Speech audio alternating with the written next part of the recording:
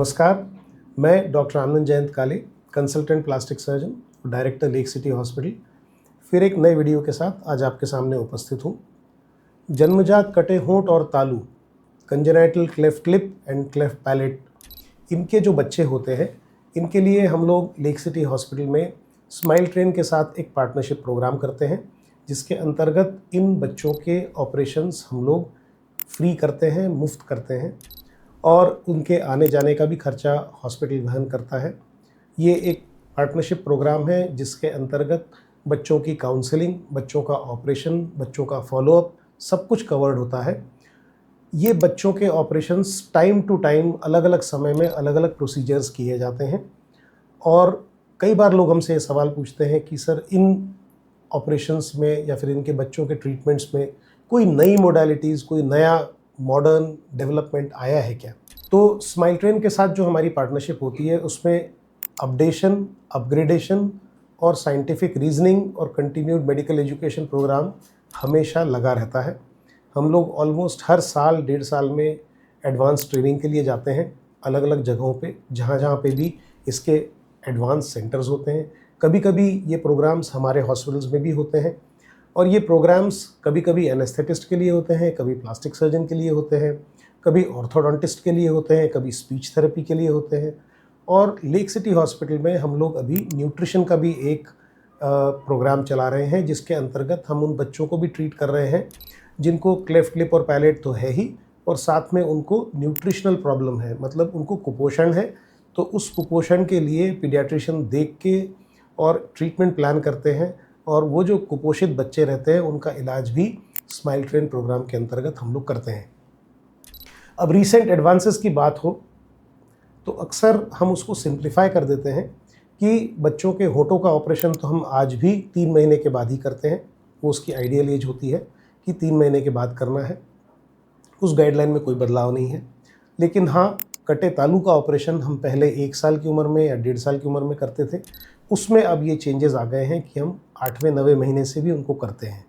हमारी सबसे बड़ी प्रॉब्लम ये है कि हमारे पास कुपोषित बच्चे इतने आते हैं कि उस आइडियल एज में वो बच्चे कभी भी उस उम्र के हिसाब से उनका वज़न उतना हो ही नहीं पाता।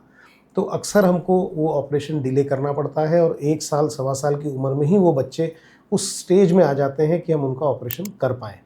सो आइडियली होना तो बहुत कुछ चाहिए, लेकिन हमारे यहाँ पे मैल न्यूट्रिशन इतना सीवियर प्रॉब्लम है और मैल न्यूट्रिशन का संबंध पॉवर्टी से नहीं है, गरीबी से नहीं है। मैंने अच्छे अच्छे घरों के बच्चों को भी कुपोषित देखा है, उनको क्लेफ्ट लिप हो या ना हो तो भी उनमें कुपोषण की प्रॉब्लम है और उसके वजह सब लोग जानते हैं।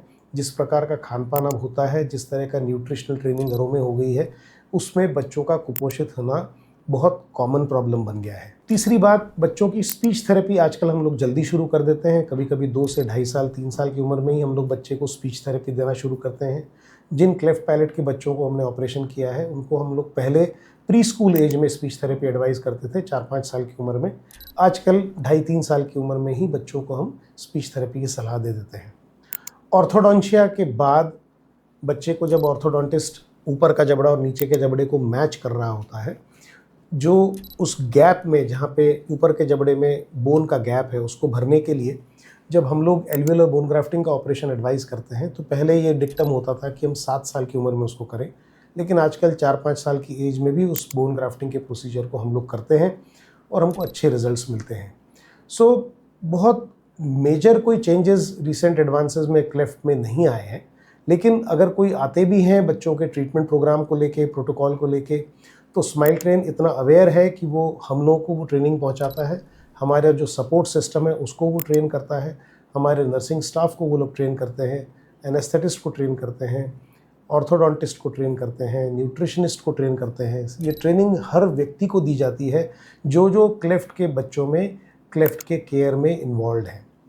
सो जो भी लोग स्माइल ट्रेन की फैसिलिटीज़ को अवेल करते हैं, लेक सिटी हॉस्पिटल में क्लेफ्ट लिप और क्लेफ्ट पैलेट के बच्चों के ऑपरेशंस कराते हैं, उनको इसमें बिल्कुल चिंता नहीं करनी चाहिए कि किसी भी तरीके से कोई डेफिशिएंसी इसमें रहने की गुंजाइश है।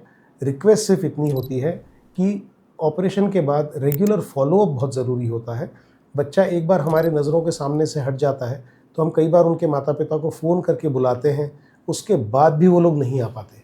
उसके कारण कई होते हैं, दूरी बहुत होती है कई बार, बच्चे बहुत दूर से ऑपरेशन के लिए आते हैं, 200, 300, 400 किलोमीटर दूर से बच्चे ऑपरेशन के लिए आते हैं।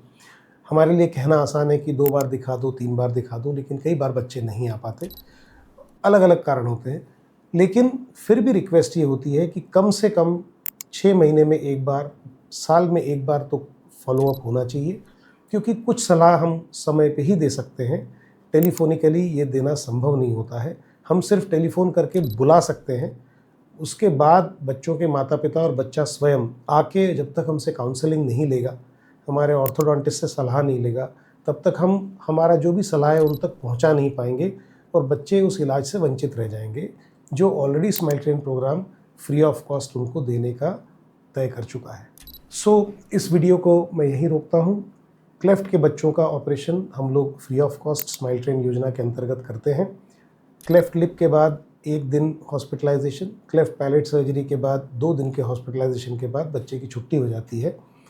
बच्चे को फॉलोअप में हम लोग शुरुआत में 2 बार बुलाते हैं महीने के अंदर, और बच्चा अगर स्वस्थ है तो फिर उसके माता पिता को सलाह देके उनको हम फॉलोअप के लिए 6 महीने या 1 साल में आने के लिए बता देते हैं। अगर आपको इस तरह के कोई बच्चे आसपास दिखते हो तो आप हमको सूचना दे सकते हैं। हम उनकी काउंसलिंग के लिए कई बार वर्चुअल काउंसलिंग भी करते हैं, कभी कभी हम उनको बुलवा भी लेते हैं, माता पिता को ट्रेनिंग के लिए भी बुलाते हैं, उनको समझाने के लिए भी बुलाते हैं। उसको हम लोग प्री सर्जिकल काउंसलिंग भी बोलते हैं। कभी कभी बच्चा कुपोषित होता है तो उसके लिए हम उसको न्यूट्रिशन प्रोग्राम में भी एनरोल कर लेते हैं और उनको आगे का न्यूट्रिशन का भी सलाह और साथ में कभी कभी न्यूट्रिशन का पैकेज भी देते हैं। इन सुविधाओं का आप अवेल कर सकते हैं। लेक सिटी हॉस्पिटल में संपर्क करें, नीचे दिए हुए नंबरों पे आप संपर्क कर सकते हैं। अगर आपको उनके बारे में कोई सवाल हो तो कमेंट सेक्शन में हमसे पूछ सकते हैं। अगर आपको ये चैनल पसंद हो, इसके वीडियोज़ आपको अच्छे लगते हों, तो आप हमको चैनल को, वीडियोज़ को लाइक कर सकते हैं, सब्सक्राइब कर सकते हैं। फिर एक नए वीडियो के साथ आपके सामने उपस्थित होऊंगा। नमस्कार।